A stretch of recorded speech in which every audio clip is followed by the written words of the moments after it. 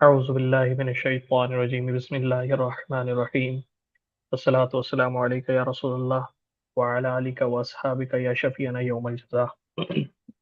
तमाम नाज़रीन और सामीन को अस्सलामु अलैकुम व रहमतुल्लाहि तआला व बरकातुहू। हम तमाम सामीन का इस्तक़बाल करते हैं। जैसा कि आप लोगों को बताया जा चुका है, इस पॉडकास्ट का पस मंज़र और एक ख़ास मौज़ू से ताल्लुक़ है और वो ये कि कुरान मजीद में सूरह बक़रा में आयत 223 223 आयत जो है जिसमें अल्लाह रब्बुल इज़्ज़त इरशाद फरमाता है निसाउकुम हर्सुल। इस ख़ास आयत के जुज़ को निशाना बनाया जाता है एंटी इस्लामिक जो मूवमेंट्स हैं या जो इस्लामोफ़ोब्स हैं उनके ज़रिए। तो उससे कन्फ्यूज़न पैदा होती है, ख़ास करके हमारे मुस्लिम बच्चों में जो स्कूल, कॉलेजेस या कॉर्पोरेट एनवायरनमेंट में रहते पढ़ते हैं। उनको लेकर के हमारे बहुत सारे क्वेश्चन्स आते हैं हम तक या बहुत सारे लोग वो हैं जो समझते तो हैं लेकिन वो देख रहे हैं आस-पास के कन्फ्यूजन लोगों में पैदा हो रही है या लोगों के दिलों में नफ़रत डाली जा रही है इस्लाम के खिलाफ कि गोया कि माज़अल्लाह इस्लाम औरतों से नफ़रत या औरतों को हक़ीर समझता है या इस तरह की इस आयत में माज़अल्लाह कोई बात की गई है जो औरतों की शायान शान नहीं बल्कि तौहीन आमेज़ बात है, जो इंसानियत से गिरी हुई बात है माज़अल्लाह। इस तरह की बातें करके एक जो हमारे नौजवान हैं, जो ख़ास वो तबका जो अरबी वग़ैरह से वाक़फ़ियत नहीं रखता है, उनके दिलों में इस तरह की बात डाली जाती है और फिर ये ईमान की कमज़ोरी का सबब बनती है माज़अल्लाह। अल्लाह हिफ़ाज़त करे हम सबकी। लेकिन अब ये एक हकीकत है कि एक जिस तरह के आजकल मूवमेंट चल रहे हैं, एक्स मुस्लिम मूवमेंट और फलाँ मूवमेंट, इनके नाम पर हमारे बहुत से बच्चे ऐसे हैं जो कन्फ्यूज़न का शिकार। तो इस पस-ए-मंज़र के तहत हमने ये आज पॉडकास्ट रखा है ताकि मैं इस पर कुछ रहनुमाई ले सकूँ, जनाब मौलाना मोहम्मद कासिम अज़हरी साहब से जो जिनको हम लोग अक्सर अपने वहाँ मदऊ करते रहते हैं, बल्कि ज़्यादातर वही हमारे वहाँ मदऊ हुए हैं और उनसे हम लोगों ने काफ़ी मुख्तलिफ मौज़ूआत पर रहनुमाई ली, इस्लामी मौज़ूआत पर भी, मंतकी मौज़ूआत पर भी। तो आज हमने सोचा कि बेहतर यही है कि उनको दावत दी जाए ताकि वो आके इस आयत पर रोशनी डालें और इसकी कुछ पस-ए-मंज़र और तफ़ासीर को हमारे गोशगुज़ार करें ताकि ये जो कन्फ्यूज़न है इसे दूर किया जा सके और एक ये रिकॉर्ड भी हो जाए कि आने वाले वक़्त में कभी भी कोई ऐसा हमें हमारा स्टूडेंट या कोई ऐसा बच्चा मिलता है जो कन्फ्यूज़्ड है, हम उसको ये रेफ़र करें कि आप इसे सुनिए ताकि हम जो है जो उसमें कन्फ्यूज़न्स हैं उनको क्लियर किया जा सके और ज़रूरत इस बात की है इस पर किताबें तो माशाअल्लाह हमारे बुज़ुर्गों ने लिखी, जैसा कि कासिम साहब हमें बताते भी रहते हैं कि हमारे बुज़ुर्गों ने लिखी और हमारे बड़ों ने लिखी, बहुत कुछ लिखा गया। बड़ी ज़ख़ीम किताबें लिखी गई, लेकिन ज़ाहिर है वो सब की सब ना तो एक्सेसिबल है, ना यूथ इस वक़्त हमारा ऐसा यूथ है कि उससे अटैच्ड हो या बहुत इंटीग्रेटेड हो। इसलिए ज़रूरत इस अम्र की है कि इसको ऑडियो विज़ुअल फ़ॉर्मेट के अंदर भी लाया जाए ताकि ज़्यादा से ज़्यादा लोगों तक बात पहुँचे और कन्फ्यूज़न को क्लियर करने का एक सबब बने। अल्लाह रब्बुल इज़्ज़त से दुआ करते हैं मौला ताला ये हमारा जो अमल है, ख़ालिस अपनी रज़ा के ख़ातिर करने की हमें तौफ़ीक़ अता फ़रमाए और अल्लाह रब्बुल इज़्ज़त हमें हिदायत देने वाला बनाए, हिदायत पर कायम रहने वाला बनाए, हमें गुमराही से बचाए और गुमराही फैलाने वालों में से होने से बचाए। अब ये तमहीद थी, इसके बाद हम अपने मेहमान ख़ुसूसी का इस्तक़बाल करते हैं, जनाब मौलाना मोहम्मद कासिम अल क़ादरी अल अज़हरी साहब क़िबला की। हज़रत अस्सलामु अलैकुम व रहमतुल्लाहि तआला व बरकातुहू। वालेकुम अस्सलाम व रहमतुल्लाहि व बरकातुहू। बहुत-बहुत शुक्रिया कि आज फिर आपने एक अहम मौज़ू पे गुफ्तगू करने का मौका फ़राहम किया। अल्लाह ताला आपकी इस काविश को और हमारी इस कोशिश को कबूल फ़रमाए। आमीन, आमीन। और थोड़ा-सा मैं हज़रत का तारुफ़ अपने नाज़रीन के लिए पेश करना चाहूँगा कि हज़रत का ताल्लुक़ हिंद से है, यूपी सूबा से।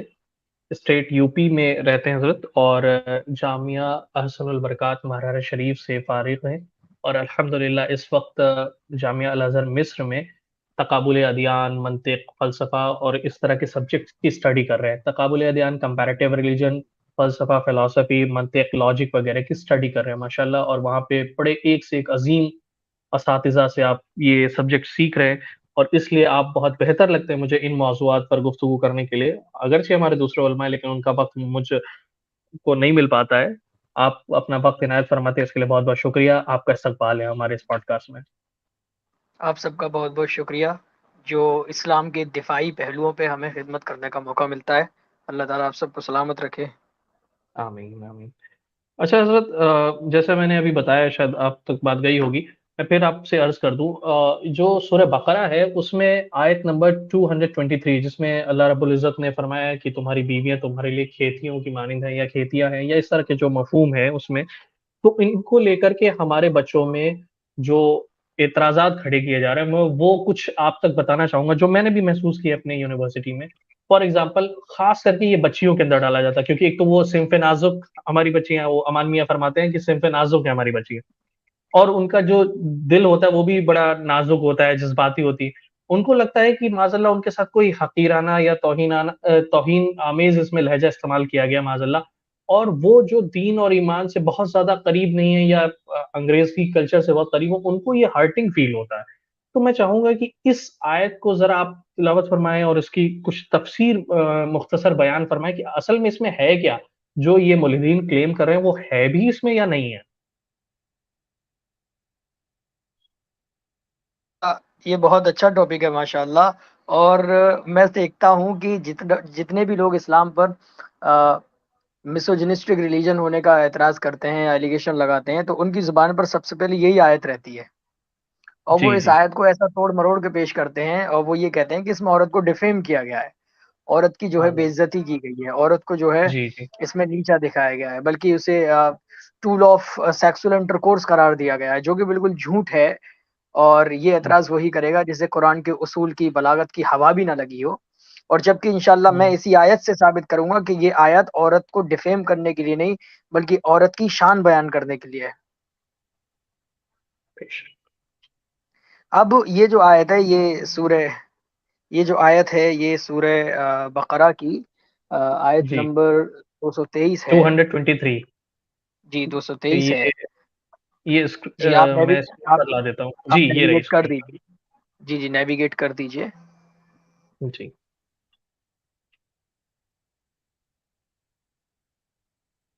ये हमारी स्क्रीन पर आ गई है सर।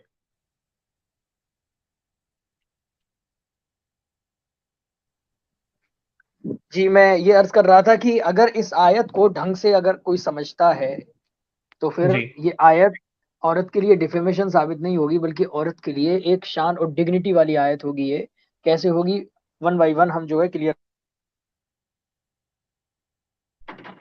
अल्लाह ने कुरान में फरमाया निसाउकुम हर्सुल लकुम, के जी, your women are tilth. Okay? जी, जी, तुम्हारी औरतें तुम्हारे लिए खेतियाँ हैं। फ़अतू जी, हर्सकुम अन्ना शिअ्तुम। फिर फरमाया so come into your tilth as you wish. जी, यानी तो अपनी खेतियों में दाखिल हो जिस तरह तुम चाहो। जी, ये हो गई बात। ये तो हो गया इसका तर्जुमा। अब ठीक है। इस तर्जुमे में निसाउकुम हर्सुल लकुम को जब हम देखते हैं, तो अकॉर्डिंग जी, टू अरेबिक ग्रामर ये तशबीह है, यानी सिमिली है, ये सिमिली। जी, जी। और जो सिमिली होती है, तशबीह जो होती है, उसके 4 हुँ, इंटीग्रल पार्ट होते हैं जिनका पाया जाना ज़रूरी है। अगर हुँ। तशबीह के 4 इंटीग्रल पार्ट नहीं होंगे तो तशबीह तशबीह नहीं कहलाएगी। मैं आपको बता देता हूँ 4 इंटीग्रल पार्ट कौन से हैं। तशबीह का थोड़ा माना बता दीजिएगा, हो सकता है हमारे कुछ तशबीह भाई का माना है ना समझ पाएँ। हुँ, जी, जी, तशबीह यानी कुरानिक रीडरिक जो है, बलागत है, उसमें एक बहुत अहम जी, चैप्टर है और ये हर लैंग्वेज में है, जिसे मैंने सिमिली कहा। और हिंदी में हम उसे जी, जी, उपमा कहते हैं। जो उपमा है वही जी, तशबीह है, जो तशबीह है वही सिमिली है, जो सिमिली है वही जी, उपमा है। डेफिनेशन मैं ओके। कर देता हूँ थोड़ी-सी, यानी comparing to unlike things on the hmm, base of a similar attribute. किसी एक खूबी की वजह से 2 डिफरेंट चीज़ों को आपस में कंपेयर करके एक जैसा बताना, ये तशबीह कहलाता है। ओके। जैसे हम लोग अक्सर कहा करते हैं कि फलाँ शख्स शेर दिल बहादुर है या शेर की तरह बहादुर है, इस बिल्कुल, तरह का कुछ? बिल्कुल। जी, जी, ठीक इसी है। को हम सिमिली और उपमा और तशबीह कहते हैं। अब इसके जो जी, 4 इंटीग्रल पार्ट, ये पहले तो ये समझ लें, ये आयत तशबीह है। अब जी, तशबीह है तो अब इसमें राज़ क्या है इसकी तशबीह का, वो मैं बताऊँगा तो सारे एलिगेशन खत्म हो जाएँगे। और ये भी समझ में ठीक आ है। जाएगा कि औरत को इस आयत में खेती से तशबीह क्यों दी गई और उसे खेती जी। क्यों बताया गया। अब पहले हुँ, मैं थोड़ी-सी इस पे रोशनी डाल देता हूँ कि तशबीह के 4 इंटीग्रल पार्ट हैं, जिसे हम अरकान अर्बआ कहते हैं। पहला ठीक जो है। इंटीग्रल पार्ट होता है वो है मुशब्बा। मुशब्बा का मतलब यानी वो चीज कि जिसकी हम तशबीह बयान कर रहे हैं, जिसकी हम ठीक उपमा है। बयान कर रहे हैं, जिसे हिंदी में ठीक है। उपमेय और इंग्लिश में टेनर कहा जाता है। ठीक है। और दूसरी चीज वो होगी, जैसे पहले मैं एक मिसाल दे देता हूँ कि मैं जी। कहूँ कि खालिद इब्न वलीद जी। बहादुरी में शेर की तरह हैं। जी। ये एक सिमली वाला सेंटेंस हो गया। अब देखें इसमें फोर पार्ट्स कौन कौन से हैं। मुशब्बा जी। यानी टेनर, उपमेय, जिसकी हम तशबीह दे रहे हैं, वो हो गए खालिद इब्न जी। वलीद। ठीक है। और जिससे तशबीह दी जाएगी, जिसे हम मुशब्बा बिही कहेंगे, इंग्लिश में व्हीकल और हिंदी में उपमान कहेंगे, वो हो गया शेर। यानी हम ठीक जिसकी है। तरह किसी को बताएं तो वो कहलाएगा मुशब्बा बिही। जी। और तीसरा जो पार्ट है वो है अदाते तशबीह यानी कंपैरेटर, यानी वो वर्ड जिसके जरिए हम इन दो अनलाइक चीजों को यानी लाइकिंग साबित कर रहे हैं, कंपेयर कर रहे हैं, जिसे हम हिंदी में कहते हैं वाचक शब्द।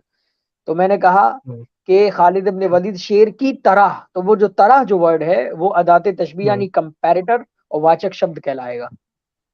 ठीक है। अब जो लास्ट चीज रह गई जिसकी वजह से तशबीह दी जाती है, जो बेस होता है, वो हम्म। सिमिलर एट्रीब्यूट, जिसे हिंदी में हम्म। सादार और धर्म कहते हैं, और हमारी हम्म। लैंग्वेज में उसे वजह शब्ह कहते हैं। यानी अगर हमने जी। खालिद इब्न वलीद को बहादुर बताया, सॉरी, खालिद इब्न वलीद को शेर की तरह बताया, तो किस बुनियाद पे बताया? बहादुरी में। जी। तो खालिद इब्न वलीद हुए टेनर यानी मुशब्बा उपमेय, और शेर हुआ जी। मुशब्बा बिही यानी व्हीकल और उपमान, और जी। बहादुरी हुई सिमिलर एट्रीब्यूट साधारण धर्म, जिसे हम वजह शब्द कहते हैं, और तरह जो हुआ ठीक है। वो हुआ वाचक शब्द, जिसे हम अदाते तशबीह और कंपैरेटर कहते हैं। ठीक है। अब ओके। जब आपने ये बात समझ ली तो अब आयत को समझिए और देखिए कि समझने में कितना मजा आने वाला अच्छा, है। ये चार अब एलिमेंट्स ये जो ऐसे हैं आयत कि है, इस आयत ये में जो चार एलिमेंट्स हैं, क्या इनके बगैर तशबीह एग्जिस्ट नहीं करेगी? ये चारों होने जरूरी हैं? होने जरूरी है, क्योंकि ये इंटीग्रल इंटीग्रल ठीक है, समझ गए। पार्ट कब होती है आपकी पूरी आवाज तरह। कट रही है हजरत, अब इंटीग्रल अगर आप पार्ट का थोड़ा मतलब नेटवर्क ये, जोन में आ जाए। इंटीग्रल पार्ट ये है तो जाहिर है इंटीग्रल पार्ट हम कहते हैं जुज़्व ला यनफक, यानी द ठीक पार्ट है। Which can't be divided. Okay, समझ गया। ठीक है, तो ये अरकान है। ठीक है, अब जब आप ये समझ गए तो आप अरबी में ये भी समझ लें कि कभी कभी क्या हम्म। होता है, ये जो अरकान होते हैं कभी कभी तो ये जिक्र कर दिए जाते हैं सेंटेंस में, ये मेंशन कर दिए ठीक है। जाएंगे, और कभी कभी इन्हें ठीक। ओमिट कर दिया जाता है। हम्म। ठीक है। जी। हाँ, ओमिट का मतलब है कि वो सेंटेंस में तो उनका जिक्र होता नहीं है, लेकिन जो आदमी उस सेंटेंस को पढ़ रहा होता है वो उसके इंटेंशन में वो होता है। जी। जी, तो सही। अब ये जो आयत है इसमें हमें सिर्फ दो इंटीग्रल पार्ट दिख रहे हैं कि निसा उकुम हम्म। हरसुन लकुम, यानी नंबर एक औरत हम्म। और दूसरा खेती। इसके अलावा ना तो हमारे पास कंपैरेटर है और ना ही हम्म। हमारे पास सिमिलर एट्रीब्यूट है इस आयत में। हम्म। अब जब ऐसी तशबीह हो कि जिसमें कंपैरेटर को ओमिट कर दिया जाए और सिमिलर एट्रीब्यूट को ओमिट कर दिया जाए, तो उसे जो जी। है हम तशबीह बलीग कहते हैं अरबी ग्रामर में, तशबीह बलीग। हम्म। और तशबीह बलीग का मतलब ये है कि जब कंपैरेटर और सिमिलर एट्रीब्यूट को ओमिट कर दिया जाए सेंटेंस में से, तो देखिए यहाँ पर निसा जिक्र है जो कि टेनर है, जी। हर्ष जिक्र है ठीक है। जो कि व्हीकल हम्म। है। इसके हम्म। अलावा हमारे पास ना तो वो सादा वो कंपैरेटर है, यानी वो वर्ड भी नहीं हम्म। है लाइक और एज वगैरह अरेबिक में, हम्म। और ना ही हमारे पास रीजन है कि ये तशबीह हमने दी क्यों। हम्म। ठीक है, क्या मेरी आवाज साफ आ रही है? जी। जी, आ रही है, मैं समझ पा रहा हूँ आपकी बात। तो जब आप इतनी बात समझ गए तो अब ये जी। समझिए कि जब सेंटेंस में ये दो चीजें जिक्र गई हैं और जी। दो चीजें जिक्र हैं, तो अब हम्म। हमें ये ढूंढने की जरूरत है कि आखिरकार वजह शब्द जो है यानी सिमिलर एट्रीब्यूट जो है विमन और जी। टिल्थ के बीच में, वो क्या है। ठीक है। अब विमन और टिल्थ के बीच में जो सिमिलर एट्रीब्यूट है वो हर कोई जानता है कि खेती जो है, खेती जी। खेती जो होते हैं वो ऐसी चीज है जो जिससे खेती उगती है, यानी हम्म। उस पर अनाज जो है उस पर डिपेंड होते हैं उगने के लिए। और ठीक है, खेती उसमें जो बीज होती है, डालते हैं तो अनाज उगते हैं। जी, जब हम उस पे बीज डालते ठीक। हैं, तो उस पर अनाज उगता है, और बीज डालकर अनाज उगने का मतलब ये नहीं है कि हमने बीज डाला और अनाज उग गया, बल्कि इसके बीच में उसके सारे राइट्स आपको अदा करने होंगे।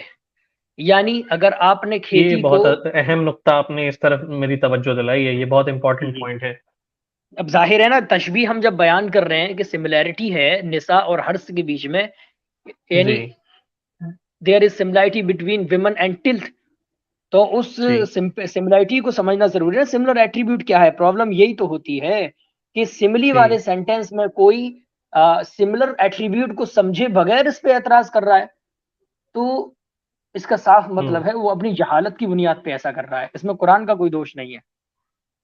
जी, सही। तो अच्छा, इस तरह देखें, का एक एग्जांपल मेरे ज़हन में आ रहा है, ये जिस तरह हम लोग अक्सर कह देते हैं कि वो ये शख्स शेर है, तो यहाँ शेर और शख्स तो है, लेकिन उनके बीच की क्वालिटी मिसिंग है कि कौन-सी क्वालिटी के बेसिस एग्ज़ैक्टली, पे कहा जा रहा लेकिन कहने वाला और सुनने वाला समझ रहा है कि क्यों कहा जा रहा है। है।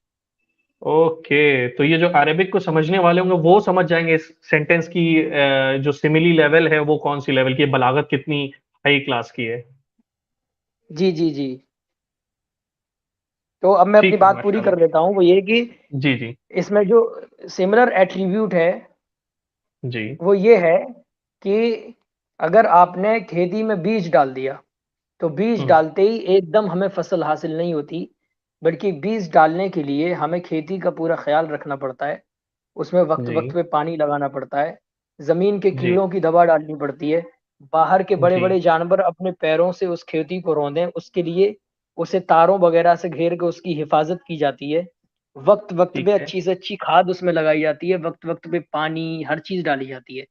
यानी औरत को खेती जो कहा गया वो इसलिए नहीं, लोग ये आजकल तासुर देने की कोशिश करते हैं कि खेती कह दिया, जी। बीज डालो छोड़ दो। अरे भाई, तुम खेती का मतलब ही नहीं समझे।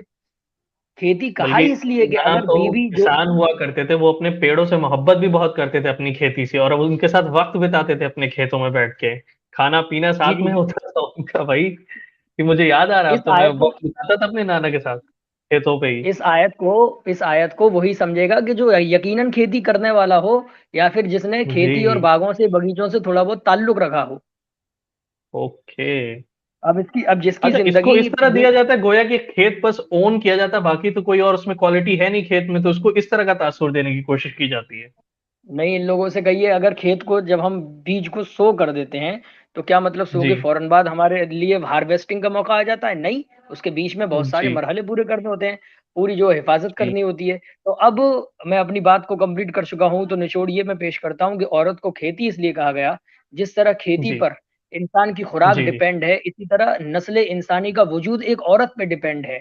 यानी औरत का, हुँ। इंसान जो है वो औरत का मोहताज है अपने वजूद में, क्योंकि अगर औरत नहीं होगी माशाअल्लाह। तो नस्ल इंसानी हरगिज़ नहीं बढ़ सकती। बेशक, सही।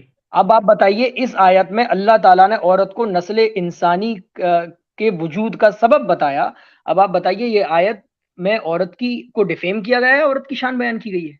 इसमें तो बड़ी अज़ीम तशबीह दी गई है, इसको अगर बंदा गौर करे तो बड़ी अज़ीम बातें हैं इसमें।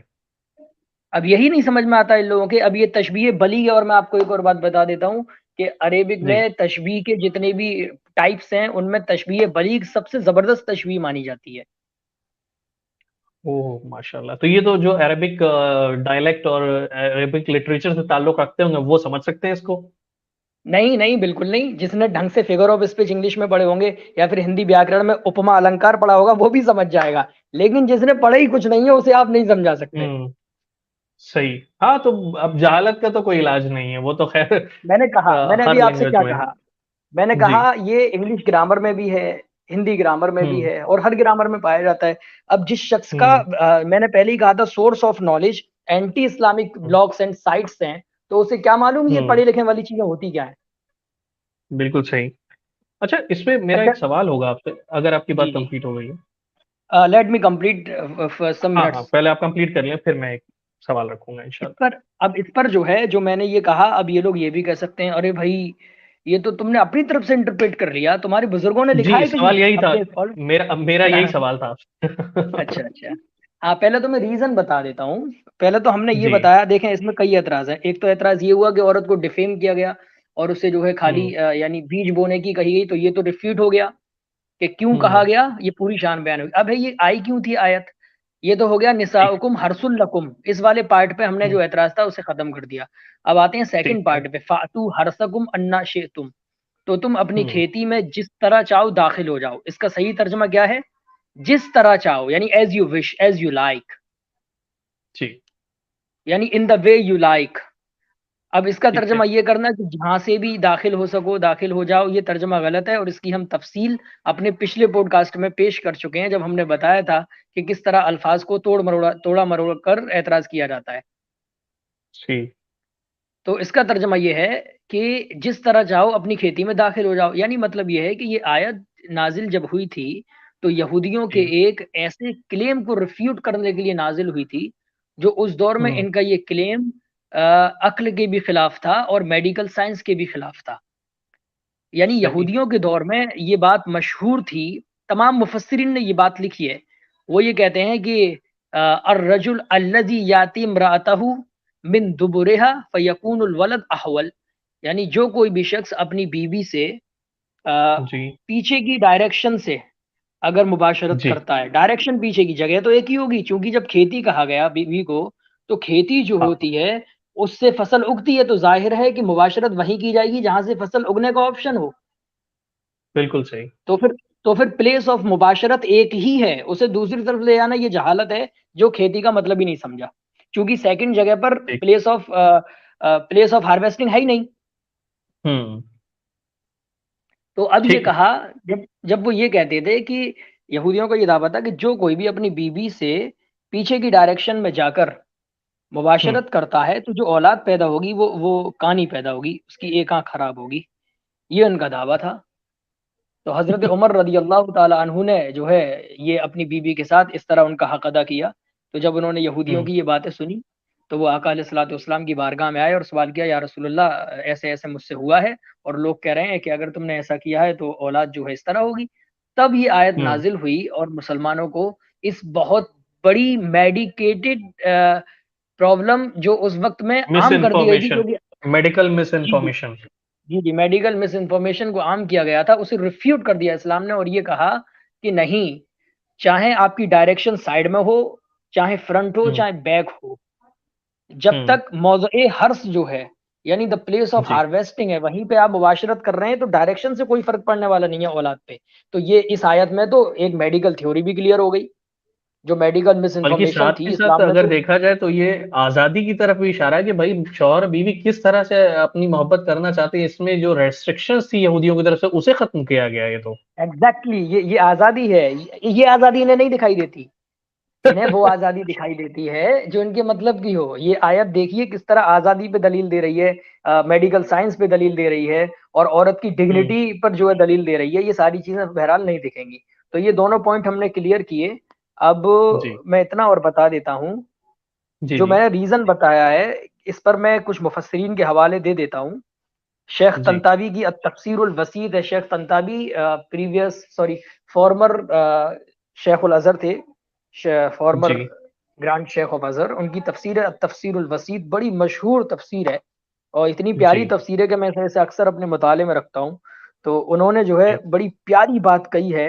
वो कहते हैं कि शुब्बिहतिल मरअतु बिल अर्द लिअन्न किलैहिमा युमिद्दुल वजूद अल इंसानी बि अस्बाब बिकाइही, कि औरत हम्म। को जमीन से तशबीह इसलिए दी गई है क्योंकि जमीन और औरत दोनों ही अपनी हम्म। जो असबाब बिका हैं, यानी जो बाकी रहने के जो असबाब हैं, उनके जरिए वजूद इंसानी में मदद करते हैं। यानी जिस तरह खेत मदद करता है अपनी फसल के जरिए कि इंसान जिंदा रहे, इसी तरह औरत भी जी। अपनी पावर से वजूद इंसानी की मदद करती ठीक है। है।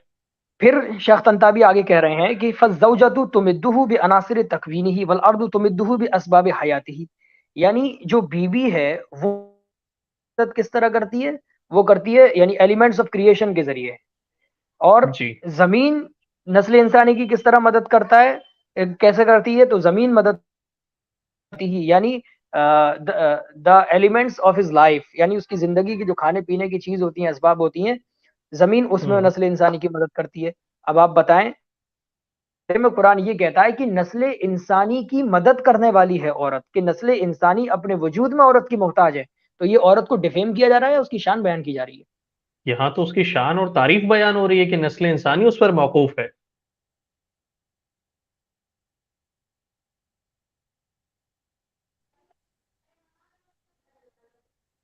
क्या मेरी आवाज आ रही है? जी आ रही है। तो इतनी बात क्लियर हुई। जी जी हो गई। फिर आगे वो कह रहे हैं, एक और मैं पॉइंट बता देता हूं, वो फिर साफ साफ कह रहे हैं कि निसाउकुम हुन्ना मजराउन लकुम, कि ये जो औरतें जो हैं ये तुम्हारे लिए प्लेस ऑफ जी। हार्वेस्टिंग है, हम्म। बाद की पैदा होने की जगह है ये। तो आप बताइए, हम हुए, ये एक्स मुस्लिम्स हुए, और ये अपोस्टेट्स हुए, मुर्तद्दीन हुए, इन ये सब मुझे जी बताएं कि ये सब जब वजूद में आए हैं तो आखिरकार किसके जरिए आए हैं? जाहिर है ये हर कोई अपनी माँ के जरिए वजूद में आया है। तो कुरान जी यही तो कह रहा है कि वजूद इंसानी में जो है औरत इस तरह, औरत जो है इस तरह हाथ बटाती है जिस तरह एक खेती अपनी खाने के जरिए वजूद इंसानी में हाथ बटाती है। इसमें कौन सी बुराई है, कौन सा डिफेमेशन है? सही। अच्छा, इसमें एक जो एतराज आता है कि भाई ये तो आप आज के माहौल या आज की सोशियो पॉलिटिकल सेटअप को देख के आप अपने हिसाब से तफसीर कर रहे हैं। क्या ये आपके पुराने क्लासिकल स्कॉलर्स में भी लिखा है जब इस बात को बुरा नहीं समझा जाता था कि औरत को ओन किया जाए या औरत को प्रॉपर्टी की तरह खरीदा बेचा जाए, जिस जमाने में इसको बुरा नहीं समझा जाता, क्या उस जमाने के स्कॉलर्स ने ये बात लिखी है आपके कुरान की तफसीर में? ये एतराज आता है। ओह, अगर मैं इस पर दलाइल देने पे आ जाऊं, जी अगर मैं इस पर दलाइल दूं कि इस तफसीर, अभी तो मैंने शेख तंताबी का हवाला पेश किया ना आपके सामने, और जी जी दूसरी चीज अगर वो ये चाहते हैं कि मैं और पुराने स्कॉलर्स का हवाला दूं, तो बिल्कुल मेरे पास हवाले मौजूद हैं। मेरे पास इब्ने जी कसीर का हवाला मौजूद है, अल बहरुल मुहीत, इमाम अबू हय्यान अंदलुसी का हवाला मौजूद है, मेरे पास तफसीर इब्ने अबी हातिम का हवाला मौजूद है, इमाम राजी की जी जी। तफसीर कबीर का हवाला मौजूद है। मैं तो इतने अच्छा, हवाले थोड़ा सा दूंगा कि सुनने कॉन्टेक्स्ट वाला बता बन दें, जाए। ये कितने कितने साल पुराने मुफस्सिर हैं, ताकि एक अंदाजा लगता रहे कि ये जो हम बात कर रहे हैं ये आज की नहीं है, ये क्लासिकल स्कॉलर्स भी इसी नैरेटिव को एक्सप्लेन करते हुए आए हैं जिस जमाने में इसको बुरा नहीं समझा जाता था। जी जी, अब ये जो है, ये सारे स्कॉलर जिनके मैंने नाम लिए हैं, ये हम्म। आज से, मैं अब सबका अलग अलग तो नहीं बता रहा, मैं इस तरह कह देता हूँ कि ये सारे स्कॉलर्स आज से तकरीबन तकरीबन, आज कितनी हिजरी चल रही है? चौदह सौ चौदह चवालीस सौ तिरपन अच्छा, 45 आई गेस। तो जो भी है बहरहाल, इससे तकरीबन 700 या 800 साल पुराने स्कॉलर्स के रिप्लाईज मौजूद हैं। जैसे मैंने इमाम राजी की बात कही, तो इमाम राजी की जो हम्म। वफात है वो 604 हिजरी में है। एक कॉल में 605 माशाल्लाह। है, एक कॉल में जो है 606 भी आई है। तो इस तरह सारे जी जी। स्कॉलर जो हैं तकरीबन 600 या 700 साल पुराने हैं। और ये वही और टाइम है जिस दूसरी चीज वक्त ये है, यूरोप में औरतें खरीदी बेची जा रही थी, राइट? राइट, जिस टाइम में यूरोप में औरतें बेची और खरीदी जा रही थी, और आज भी औरतों की जी। स्मगलिंग को ये लोग जो है लीगल और आजादी बना के वही काम कर रहे हैं। इस्लाम उस दौर में भी औरत को आजादी देता था और उसके हक की बात करता था, आज भी इस्लाम वही कर रहा है। बेशक। अच्छा, एक और चीज मैं इसमें क्लियर कर देता हूं कि जब तक हम काउंटर अटैक ना करें तब तक हमारा जो आर्गुमेंट है वो कंप्लीट नहीं होता। जी जी सही। इसमें इतना तो मैंने क्लियर किया कि औरत को खेती की तरह क्यों बताया गया। अब आजकल हमारे मुल्क के लोग बड़ा परेशान है इस तशबीह पे। अगर वो ये तशबीह जी। देख लेते अथर्ववेद 14-14, यानी अथर्ववेद हम्म। मंडल नंबर 14, सूक्त नंबर 2 और मंत्र नंबर 14, अगर वो देख लेते जी तो उसमें भी साफ साफ ये तशबीह मौजूद है और औरत को खेती से समानता दी गई। मैं उसका इंग्लिश और हिंदी ट्रांसलेशन आपको बता देता हूँ। अथर्ववेद जी 14-14, जो भी सुनने वाला है वो ओरिजिनल रेफरेंस की तरफ रिफर कर सकता है। अथर्ववेद में ठीक लिखा है। है, this dame hath come an animated cornfield, there sow thou man the seed of the future harvest. यानी ये देख रहे हैं आप, एनिमेटेड कॉर्न फील्ड, औरत की तरफ इशारा है। There sow thou hmm. Man, यानी ए आदमी तू बोएगा उसमें बीज, ऑफ फ्यूचर हार्वेस्ट, अपनी फ्यूचर की फसल का। सही। हिंदी ट्रांसलेशन ले लेते हैं, और ये जो हिंदी ट्रांसलेशन मैं पेश कर रहा हूँ ये आर्य समाजी स्कॉलर पंडित क्षेम करण दास त्रिवेदी का है, जो जी आर्य समाज जमनागर में भी देखा जा सकता है ऑनलाइन। इसमें लिखा हुआ है कि वो नारी वीर्यवान पुरुष के दूध समान वीर को धारण करती हुई, इससे पहले मैं पढ़ता हूँ, वो ये कहते हैं कि आत्मा भीतरी बल वाली उपजाऊ धरती के समान यह नारी, देख रहे हैं क्या लिखा है? जी जी जी, उपजाऊ समझ रहा धरती हूँ। के समान यह नारी नर की पत्नी आई है, हे नर उस ऐसी गुणवती बधू में बीज बो। अब मुझे बताइए भाई, अगर वो डिफेम था तो ये क्यों नहीं डिफेम है? ये डिफेम नहीं बिल्कुल है। सही। मतलब आप कहें तो गाली नहीं और हम कहें तो वो गाली हो जाती है। बल्कि अब तो नाम निहाद कुछ मुस्लिम सोशल एक्टिविस्ट हैं जो इन आयतों को उठा के, आज ही मैं दिन में देख रहा था, तो बाकायदा इस पर अपनी मर्जी से इंटरप्रिटेशन डाल करके और फिर कुरान के खिलाफ, मुसलमानों के खिलाफ और खास करके मुस्लिम मर्दों के खिलाफ ऐसी ऐसी बातें कि अल्लाह की पनाह, मैं क्या बताऊं। हाँ, वो उनका काम है, क्योंकि उन्हें ना तो पढ़ना है ना समझना है। अच्छा, इससे एक और मजेदार, मैं एक और रेफरेंस दे देता हूँ, काउंटर। आर्य जी समाजी स्कॉलर, स्कॉलर क्या, आर्य समाज का फाउंडर दयानंद सरस्वती, उसने खुद सत्यार्थ प्रकाश के चैप्टर 4 में, जी मैं इंग्लिश का रेफरेंस पेश कर रहा हूँ, डॉक्टर चिरंजीवी भारद्वाज ने जो इंग्लिश ट्रांसलेशन किया है, पेज नंबर चैप्टर जी। 4 पेज नंबर 138 एंड 139 में, उसने खुद हम्म तशबीह दी है औरत की जो है खेत से। उसने लिखा है यानी whoever wastes this invaluable fluid in illicit intercourse with other people's wife, prostitutes hmm or lewd man is the greatest fool, because even a farmer or a gardener, ignorant though he be, does not sow the seed in a field or a garden that is not his own। देखें क्या हम्म समझे आप? Correctly तशबीह दी है। अब वो आगे क्या कहता है? आगे कह रहा है कि it is a sin of the deepest dye to sow the seed out of which great souls and distinguished men have sprung in a bad soil such as a prostitute, और to let a good soil be impregnated with a bad seed. अब आप बताइए, ये defamation नहीं है? सीधी सीधी insult होनी चाहिए अगर ये बात थी तो। नहीं नहीं, ये इंसल्ट सबसे नहीं पहले तो करेंगे इनके ये खिलाफ इनकी। सबसे पहले तो इनके खिलाफ बात कीजिए आप कि भाई ये क्यों है। अरे भाई, इनके खिलाफ तो बात तब होगी ना जब वो औरतों के हुकूक की बात सच में और इखलास के साथ कर रहे हो। वो हुकूक के नाम पर तो इस्लाम के खिलाफ बोलने की कोशिश करते हैं। बिल्कुल सही। अच्छा, और सुने, इनके लॉ ऑफ हिंदू को ले लीजिए, मनुस्मृति चैप्टर 9 वर्स 33 ले लीजिए आप। हम्म डॉक्टर एम एन दत्त का ट्रांसलेशन पेश कर रहा हूं, करेक्टली एकदम लिखा हुआ है, the woman is said to be like unto a field hmm. And the man is like unto a seed, the origin of all creatures is in the union of the seed and the soil. अब बताइए, ये तो बहुत बड़ा defamation है।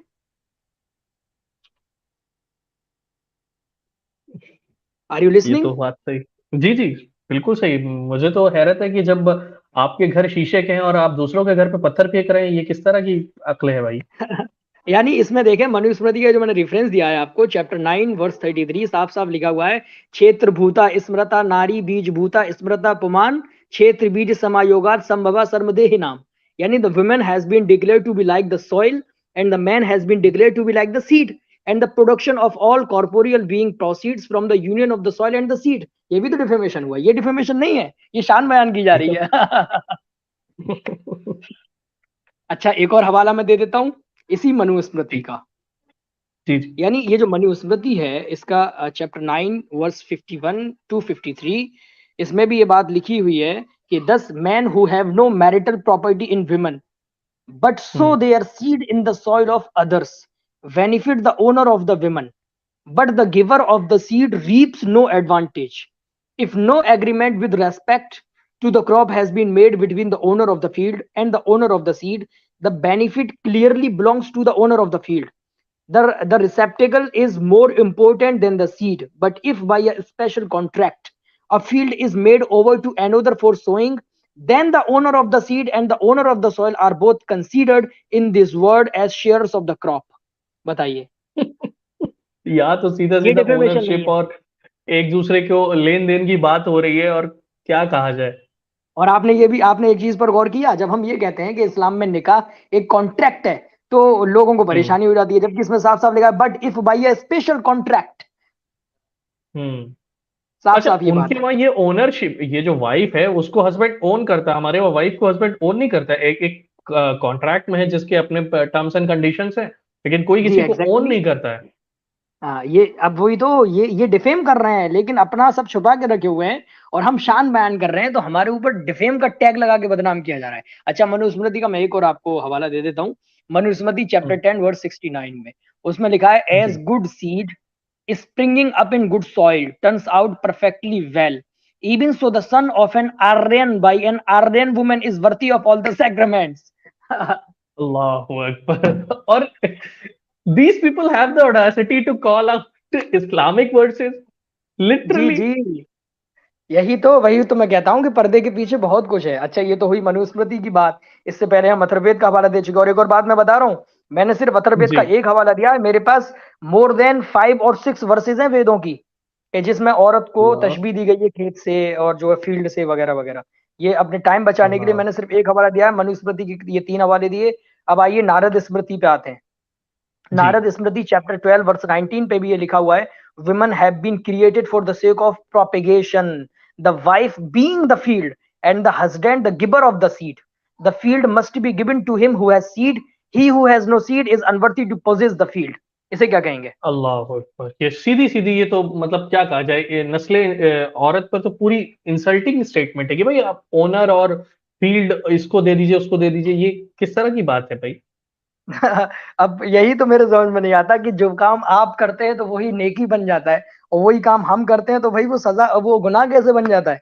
और आगे बढ़िए, पुराणों में देख लीजिए, पद्म पुराण में जी। मौजूद है दूसरे खंड में, पद्म पुराण के दूसरे खंड में मौजूद है 10:10-12 में मौजूद है कि कश्यप ने कहा, the father is the giver of the semen I seed and the mother is always the soil. ये translation N A Deshpande का है। जी। The mother is always the soil, देखा आपने, the father is the giver of the semen and the mother is always the soil. सही।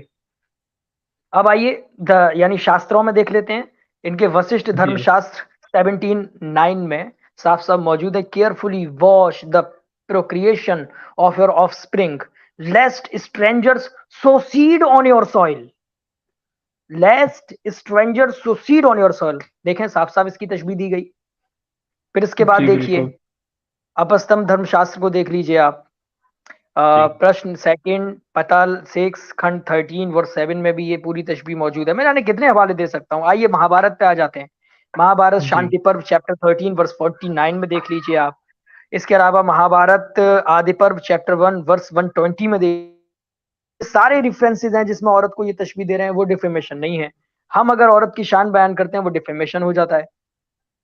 वो अकबर इलाहाबादी ने कहा था ना कि वो कत्ल भी करते हैं तो चर्चा नहीं होता, हम आह भी करते हैं तो हो जाते बदनाम। शायद मैं उल्टा पड़ गया, हम आह भी यानी करते हम हैं आह तो भी हो करते जाते हैं हैं, बदनाम, हम आह और भी वो करते कत्ल हैं भी तो हो करते हैं जाते हैं तो चर्चा बदनाम, वो नहीं हो। कत्ल भी करते हैं तो।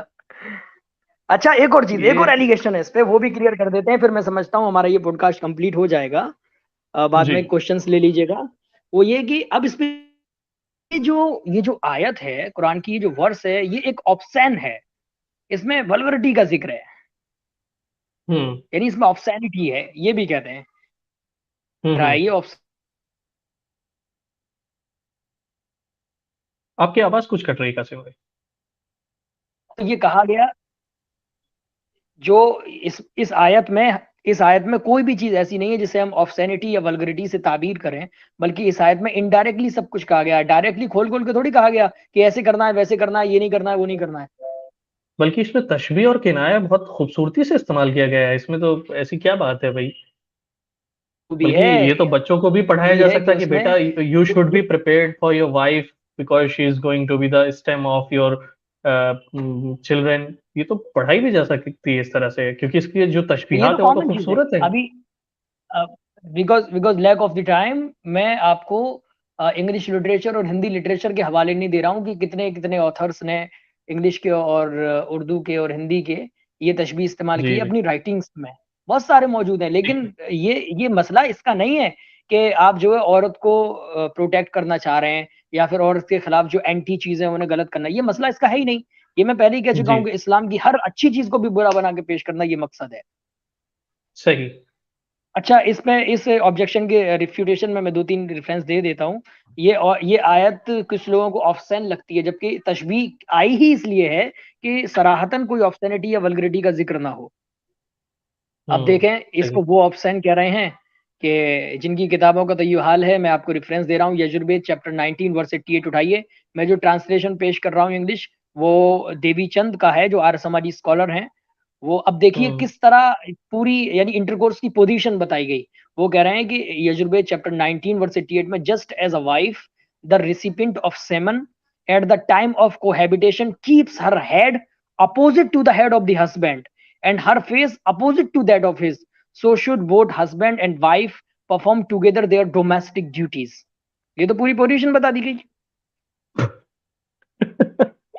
अब मैं इस आप पे बताइए, हंसूं कि मतलब क्या बोलूं, बताइए. नहीं, ये तो सीधे सीधे. अब हंसिए, इस पे हंसा जाएगा क्योंकि मतलब जो चीज सही है वो आपके यहाँ ऑब्सैनिटी नहीं है, और जो चीज बिल्कुल तशबीह है, किनाया और जो है साइन के साथ कही जा रही है, वो क्या हो गई, वो वल्गर हो गई. अच्छा, और मजेदार लीजिए एक और. अथर्ववेद जी. खंड 20 अध्याय 126 और वर्ष 17. अथर्ववेद 20 126 17 और ऋग्वेद मंडल नंबर 10 सूक्त नंबर 86 और मंत्र नंबर 16 और 17. ये बात है. अब देखिए कितनी ऑप्शन जो है वर्ष है. ये मैं फिर कह रहा हूँ, ये मैं ट्रांसलेशन जो पेश कर रहा हूँ ये वैद्यनाथ शास्त्री का है जो आर्य समाजी स्कॉलर हैं. वो इसका ट्रांसलेट कैसे कर रहे हैं. ही हुज ऑर्गन का मतलब समझ रहे हैं, ये प्राइवेट पार्ट की बात हो रही है. जी. जी. He whose organ even in dream and even before cohabitation discharges genital fluid may not be capable of having progeny. He whose long-shaped organ enters deep into the womb straight may be capable of having progeny. मतलब ये ऑप्शनिटी नहीं है. अगर हमें पता होता तो हम अपने स्ट्रीम पर 18 प्लस का टैग पहले ही लगा देते. अब इतनी बात ही मैं चाह रहा हूँ कि 2 रेफरेंस करके अपनी बात को खत्म कर देता हूँ, वरना ये टॉपिक तो ऐसा है. जी. अल्लाह तौफीक दे तो इंशाल्लाह इस पे पूरी किताब जल्द ही निकाल देंगे जिस तरह सूरज डूबने वाले टॉपिक पे निकाली थी. इंशाल्लाह इंशाल्लाह. हाँ, एक अच्छा वो हो जाएगा मवाद की रेफर करने के लिए इजी हो जाएगा कभी कहीं पे अच्छा, एक और रेफरेंस दे देता डिस्कोर्स हूँ. में. ये यजुर्वेद चैप्टर 19 वर्स 76. ये ट्रांसलेशन देवी चंद का है जो आर्य समाजी स्कॉलर हैं. वो इसका ट्रांसलेट कर रहे हैं. यजुर्वेद चैप्टर 19 वर्स 76 में कह रहे हैं the generative organ are you understanding. जी जी, मैं सुन रहा हूँ. The generative organ releases urine, but when it enters the womb it releases semen. ये वल्गैरिटी नहीं है. और सुने, अभी सुने, एक और सुन जी. लीजिए मजेदार. अथर्ववेद जी. खंड ये 525:1. अथर्ववेद 5:25:1 में ये लिखा हुआ है. ये ट्रांसलेशन वैद्यनाथ शास्त्री आर्य समाजी स्कॉलर का है. The phallus of man which shows the seminal fluid lays in the female organ as feather on a shaft, the seed of embryo which is drawn from limb to limb and from cloud and heavenly region. ये कौन सी जो है पियसनेस है भाई, ये vulgarity नहीं है. अब मैं इस पे क्या बोलूं, बस मुझे अंदर ही अंदर हंसी आ रही है, और क्या बोलूं मैं इस पे. और अस्तगफिरुल्लाह. अभी और न जाने ये कितने ऐसे अभी लोगों को न जाने ऑडेसिटी कितने होती है कि कुरान पर कलाम करें. जी, न जाने कितने रेफरेंसेस मैं दे सकता हूँ. मैंने बताया टाइम की किल्लत होने की वजह से मैं अपनी बात को खत्म करता हूँ. अब अगर कोई भाई क्वेश्चन करना चाहते हैं इसी टॉपिक पे तो वो कर सकते हैं. अच्छा, पहले तो मैं लिंक यहाँ पर दे देता हूँ कमेंट में, अगर कोई ज्वाइन करना चाहे. मेरे एक दो क्वेश्चन रहेंगे आपसे, तो मैं करना चाहूंगा. तब इसी तक आयत आप के अपने क्वेश्चन कर लीजिए. जी जी, इस आयत के मुतालिक अगर किसी को ज्वाइन करना हो तो वो कर सकते हैं. कमेंट हमने लिंक में दे दिया है. पॉसिबली अगर कुछ पिन करने का ऑप्शन हो तो मैं पिन कर देता हूँ. तब तक मैं आपसे लेना चाहूंगा. हम्म. पहले तो ये कि जो इसमें तुम्हारी खेतियां हैं, तो क्या इस आयत में ये मुराद है कि बीवी को हम ओन करते हैं उस तरह जिस तरह हम दूसरी चीजों को ओन करते हैं, गोया कि उन्हें उधार पे देना या बेच देना, या जैसे चाहे पुट अप कर देना इधर उधर, या इसका क्या कोई इस आयत से कोई ताल्लुक है, या ये सिर्फ महज इफ्तरा है इस कुरान के ऊपर. ये सिर्फ इफ्तरा है, जैसे हम कहते हैं बिल्डिंग कास्टल्स इन द एयर, हवाई किले बनाना. हम्म. और अगर इस तरह की कोई बात इस आयत में है तो मैं चैलेंज कर रहा हूं, इस आयत की जी. तफसीर में किसी भी मुफस्सिर का ऑथेंटिक कॉल वो हमें दिखा दें कि इसमें ये लिखा है कि वो ओन करते हैं, तो हम उनकी बात मानने को तैयार है. आप अपनी तरफ से कुरान की तरफ कुछ भी गढ़ लीजिए, तो इससे कोई कुरान हम्म. पे फर्क थोड़ी पड़ेगा. अगर वाकई इस आयत में इस तरह की बात है कि वो हम्म. अपनी बीवी को ओन करता है, कैसे भी बेच सकता है, कहीं भी फेंक सकता है, कुछ भी जुल्म कर सकता है उसके साथ, ये तो बात हम्म. वही करेगा जिसने इस्लाम में बीवियों के हुकूक के बारे में कुछ पढ़ा ही नहीं है. सही. इस पर इंशाल्लाह यानी एक वो इस्लाम. स्ट्रीम के लिए वक्त लेंगे हम आपसे कि विमेन राइट्स को भी थोड़ा एक्सप्लेन कीजिएगा किसी दिन. इंशाल्लाह इंशाल्लाह सुन, अभी अभी जी. मेरा परसों एक लेक्चर हुआ है विमेन राइट्स जी. इन इस्लाम. जिसमें एक भारी तादाद में बहनों ने ज्वाइन किया था, और इसमें तकरीबन 45 मिनट्स का मैंने लेक्चर दिया ब्रीफली, और इंशाल्लाह इस पर तफसीली गुफ्तगू भी करेंगे। इंशाल्लाह। तो अब कोई नेक्स्ट क्वेश्चन करने वाला ना हो तो एंड किया जाए कंक्लूसिव वर्ड्स बोल के। जी जी, जरूर जरूर मुफ्ती साहब, कोई तो अभी है ही नहीं, मैं ही सिर्फ पहुंचाऊंगा। ठीक है, मुस्लिम भाई, फैन भाई अब आपसे आप विदा लेंगे। कंक्लूड कर दीजिए। ओके, ठीक है कासिम भाई, बहुत अच्छा सेशन रहा आपसे, काफ़ी कुछ इसमें जानने को मिला, तशबीहात किस तरह की हैं, और काफ़ी इंफॉर्मेटिव रहा, क्लियरिफिकेशन रहा, और जो मैंने समझा वो यही था कि इसमें कुछ क्वालिटीज़ को कंपेयर किया गया है, ताकि और इसमें वल्गैरिटी एक्सप्रेस ना हो, इसलिए किनाये से बात की गई है इसमें, और ज़मीन जो एक हमारी ज़िंदगी का इन्हिसार जिस पर है, जिस पर हमारी फाउंडेशन है, कि उससे उगने वाला खाना हमें ज़िंदा रखता है, उसी तरह की तशबीह दी गई है कि हम उसके साथ जिस तरह का कुछ अच्छे मामलात करते हैं, वैसे अपनी बीवियों के साथ भी करें। और कुरान की इस आयत का सियाक़-व-सबाक़ भी बता रहा है कि हमें बीवियों से अच्छा सलूक करना है, अल्लाह से डरते रहना है, वगैरह-वगैरह। तो ये अच्छा रहा, और इंशाल्लाह ये हमारे लिए बहुत काफ़ी होगा कि जब कोई कन्फ्यूज़न आता है हमारे बच्चों के पास, या हम हमारे लोग कोई इस ताल्लुक से कोई सवाल करते हैं, तो हम सीधा-सीधा ये आपका ये रिकॉर्डेड लेक्चर उनको रेफ़र कर सकते हैं। बहुत शुक्रिया मोहम्मद कासिम अल क़ादरी अज़हरी साहब, और अल्लाह आपके इल्म में मज़ीद बरकत अता फ़रमाए, और इससे तमाम लोगों को फ़ैज़ हासिल करने की तौफ़ीक़ अता फ़रमाए, और तमाम आलम इससे हिदायत याफ़्ता हो, और इस्लाम की खिदमत में हमारा शब-ओ-रोज़ गुज़रे, और आपकी ये कोशिशें भी कबूल हों। अल्लाह हमारी कोशिशों को कबूल रखे, और सिर्फ़ और सिर्फ़ अपनी रज़ा के ख़ातिर ये सब करने की तौफ़ीक़ अता फ़रमाए। अल्लाह तमाम मुसलमानों की शिफ़ा, सेहत, सलामती अता फ़रमाए, और तमाम मुसलमानों को इत्तेहाद और इत्तिफ़ाक़ अता फ़रमाए। आमीन बिजाहिन सय्यिदिल अमीन सल्लल्लाहु तआला अलैहि व आलिहि व वसल्लम। अस्सलामु अलैकुम व रहमतुल्लाहि तआला व बरकातहू।